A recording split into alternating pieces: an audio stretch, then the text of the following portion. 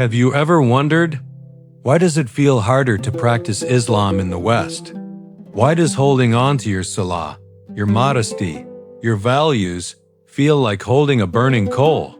But this difficulty isn't new. Muslims before us, in lands far from home, under empires that didn't share their beliefs, faced challenges even greater.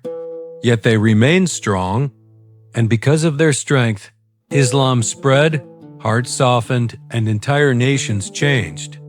Today, your struggle in the West may feel overwhelming, but what if I told you that you are living in a moment similar to those early believers?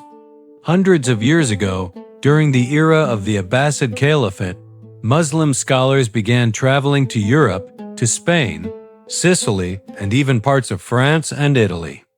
At that time, Islam was not the dominant faith there. Muslims were a minority. Some regions were safe, others were hostile, and many Muslims lived under rulers who did not understand or support their religion.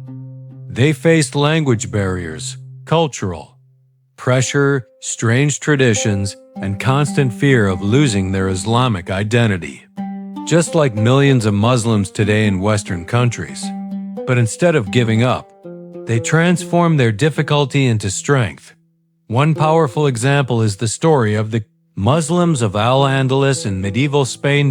When Muslims first reached the Iberian Peninsula, they were surrounded by people who dressed differently, worshipped differently, and viewed them with suspicion.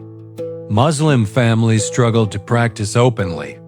Young Muslims faced peer pressure.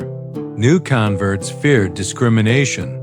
Islamic education was difficult to access. Halal food was scarce. Masjids were few. The challenge was real. And among these early Muslims was a young scholar named Abdul Rahman al-Ghafiqi. He saw his people drifting, some losing confidence, some hiding their faith, some trying to fit in by abandoning Islamic values. He realized something important. If we lose our identity, we lose everything Allah blessed us with.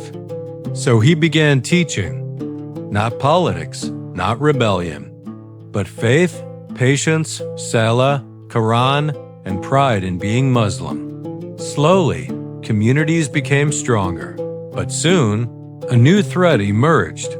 A powerful European army started expanding toward Muslim towns. Fear spread. Whispers started. Will they ban Islam? Will our children forget their deen? Should we run? Should we hide? But Abdul Rahman did something remarkable. He gathered the Muslims and said, "You fear losing your religion? Then hold on to Allah. No army, no society, no pressure can take Islam out of your heart if you do not allow it." Inspired, Muslims united. They organized schools. They built masjids. They supported one another. They strengthened their identity before they strengthened anything else. Then came the moment of confrontation, the famous battle near Tours. The Muslims were outnumbered. They were far from home. They were surrounded by a different culture and enemy forces. Everything seemed against them, and yet, they stood firm. Not because of strength, not because of numbers, but because they relied completely on Allah. As the battle reached its peak, the Muslims held the line with extraordinary patience, and then something unexpected happened. A strategic mistake from the opposing forces caused panic in their camp. Their soldiers retreated. The Muslims were saved, not because of military power, but because of unity, faith, and trust in Allah. Just as Allah promised, if you support Allah's religion, He will support you. So what does this mean for Muslims in the West today? Yes, it is challenging. Yes, temptations, peer pressure, culture shock, and Islamophobia exist.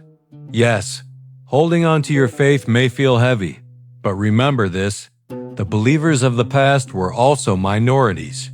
They also struggled. They also lived far from home. And Allah supported them because they remained firm. Your masjid attendance matters. Your salah at work matters. Your hijab, your beard, your modesty, all of it matters. Your struggle is not a sign of weakness. It is a sign that Allah chose you to represent Islam in a place where guidance is rare. You are not just living in the West. You are carrying the legacy of Muslims who held on to their deen in foreign lands and changed history. So stay strong, stay grounded. And remember, if you hold on to Allah, He will hold on to you.